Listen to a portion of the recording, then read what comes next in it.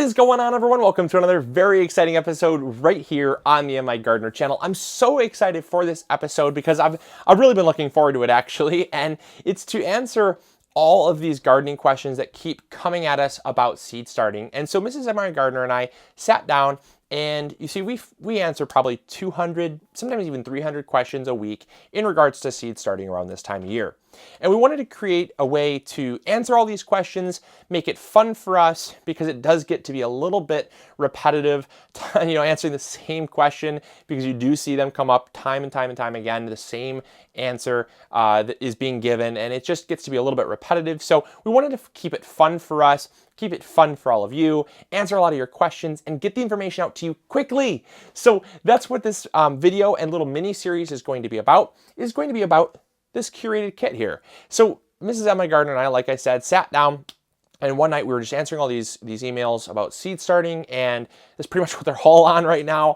And so we were like, God, this is just not cutting it. We're sitting here for an hour or two a night answering these emails, and I really feel like we could use our time more effectively. Let's do something fun. Let's do something we haven't done before. And the idea we came up with was to come up with a curated kit.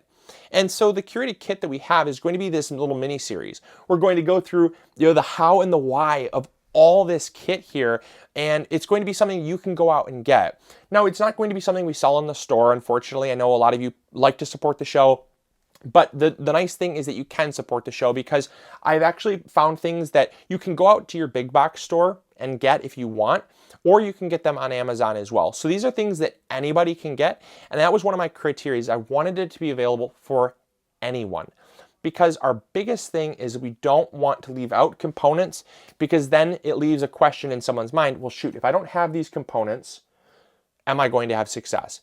My personal answer would be, yeah, if you leave out one of these components, you could probably get by.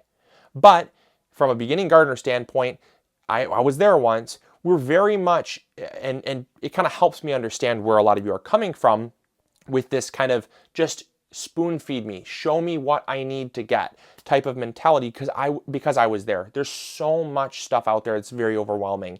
And so we might think, for instance, oh, if I don't have this heat mat, was it the heat mat that gave me the bad results? Was it something else? So I wanted to get everything from start to finish that you guys could have a great success with. And don't worry, none of this is being sponsored by anybody. This is stuff that I actually went out and I have specific criteria that I look for when I get something for either using in my garden or promoting to all of you, because if it doesn't meet those criteria, it's not worth promoting. And so it has to be high quality, affordable, and effective. Plain and simple. If it's high quality, if it's affordable, and it's effective, it's a great product to be able to feature, because my whole mission is to get you all growing more food and just having more fun doing it. And so with that out of the way, I want to talk about this episode here and what we're going to talk about first. So in this episode, we're going to be talking about the elephant in the room, which is the most questions that you all have, and the thing that I want you all to get, regardless of, if you do decide to get everything from this kit, great. I'll have links to absolutely everything in the description box below. But this right here is the thing that will make all the difference. This right here is a grow light. Now, with grow lights, as you saw, on this channel, we have lots of DIY versions, and we have lots of overbuilt versions. And so the reason why this is in our kit is because this is a grow light that is intended for the beginning gardener to the intermediate gardener. It's going to get your feet wet for starting your own seeds, while giving you kind of a surefire way to have success. Because one of the things that bugs me the most about even some of the DIY systems that I've done on our channel is that there are so many options out there. See, this is a compact fluorescent grow light. And one of the things with compact fluorescents is that there's a lot of different colors of lights. You have lots of different colors of lights. There's so many different Kelvin scales. What is a Kelvin scale? I could sit there and answer this question. I could do a whole series on different light colors and how they affect your plants. Does a beginning gardener want to know that? No, they don't. It's too much information. So I wanted to go get something that had everything included in one box. And this right here cost me, I think, 30 bucks. So this is a great investment to have. So here's the light.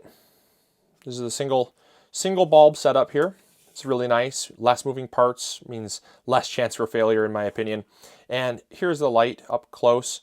Again, we're not going to talk a ton about these numbers here because they're something that just tends to confuse a lot of gardeners. But basically, in a grow light, you want to look for this Kelvin here. An ideal grow light is 5600 Kelvin to 6400 Kelvin.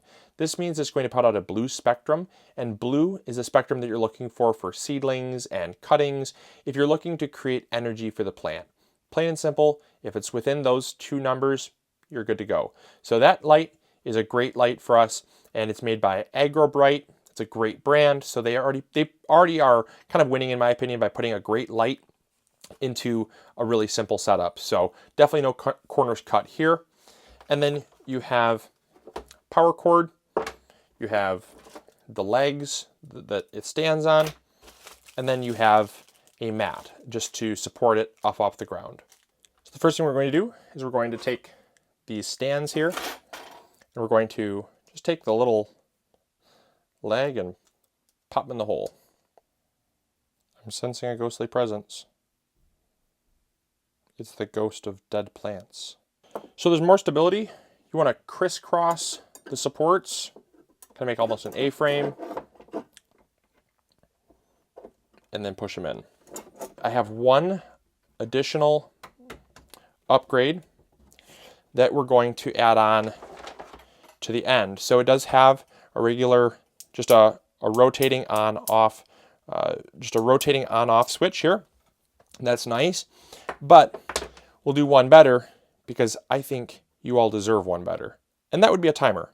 This is a super simple timer. I'll post links to this as well in the description box below so that you can get this as part of the kit. I would recommend having a timer because it takes the guesswork out of when to turn the lights on and when to turn the lights off. All right, so we just got the light set up here. Let it set for about a minute or so to get it warmed up because compact fluorescents, when you first plug them in, they'll be really dim and you'll be panicking saying, oh, I don't know if my light's broken.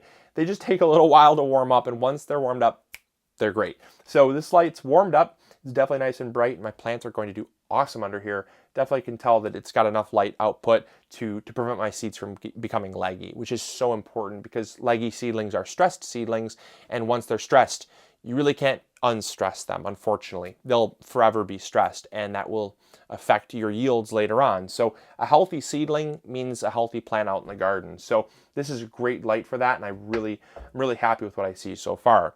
So the final question we get asked is, how long do I leave this light on? Or when do I turn it on? When do I turn it off? Really simple. So for the first 3 weeks, from the moment I put my plants under here, they might not even be sprouted yet. I'll leave these lights on for 18 hours a day, on and off for 6 hours. And that allows for a rest period because it's very important to get that rest period. If you don't give them the rest period, your plants are going to become stressed. So 18 hours on, 6 hours off. And that's for the first 3 weeks. After the first 3 weeks, your plants should be growing and producing many different sets of leaves, and they should be definitely off to the races. From that point on, I'll actually drop it down to 12 to 14 hours. Never less than 12 hours though. If I'm growing something like a tomato, I'll typically give them like 14 hours. If I'm growing something like lettuce, you don't need a whole lot of light, I can drop it down to 12 hours just fine. But as a general rule of thumb, I'll give them just right around 14 hours and then I'll turn it off for 10 hours. And that's because as the plant grows, it's actually putting out more leaves, meaning it has more access to the light being emitted from this light here. When it's really small and it's in its seedling stage for the first 3 weeks or so, it barely has any leaves. And that means that the light being emitted is kind of just going all around the plant. There's only a few little leaves that can absorb the light to photosynthesize. And that means that the leaves don't have a lot of access to the light, which creates energy for the plant. And so you just have to increase the duration that they're exposed to this light to accommodate for their size and the fact that this light here is not the sun. And the sun, even on the cloudiest day, is stronger than probably 40 or 50 of these lights combined. So you're just not going to get the power out of this light ever that you would from the sun. And so you have to compensate with a little bit longer duration in the beginning. And so that is Grow Light 101 for you in this kit. Now, I do hope that you'll check this out, and I hope you'll grow with us, because it's something that is certainly a definitely rewarding experience to start everything from seed and to say, I grew that from seed when you're eating it at the table. It's just such an awesome thing to have on your resume as a gardener. And so I hope you enjoyed. I hope you learned something new. And as always, this is Luke from the MIgardener channel, reminding you to grow big or go home. We'll catch you on the next episode where we talk about seed starting mix. I know you're going to love it. So we'll catch you all later. See you later. Bye.